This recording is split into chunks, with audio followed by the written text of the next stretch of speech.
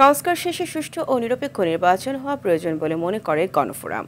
সংসদ ভবনে জাতীয় ঐকমত্য কমিশনের সঙ্গে বৈঠক শেষে কথা জানান দলটির সাধারণ সম্পাদক ডাক্তার মোহাম্মদ মিজানুর রহমান।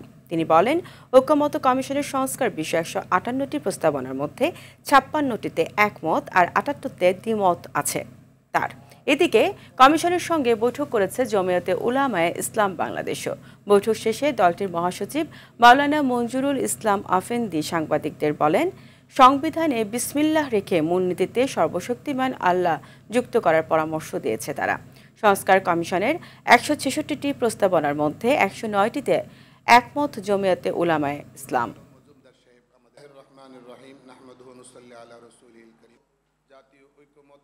তো এই সরকারের কাছে আমাদের মূল দাবি ছিল অবাধ, সুষ্ঠু, নিরপেক্ষ নির্বাচনের ব্যবস্থা করা এবং তার মাধ্যমে একটি নির্বাচিত সরকারের কাছে ক্ষমতা হস্তান্তর করা। সংবিধানের শুরুতে বিসমিল্লাহির রহমানির রহিম যুক্ত করার প্রস্তাব করেছি। সংবিধানের মূলনীতিতে সর্বশক্তিমান মহান আল্লাহর উপরে আস্থা ও বিশ্বাস আমরা পুনর্বহাল করার প্রস্তাব করেছি।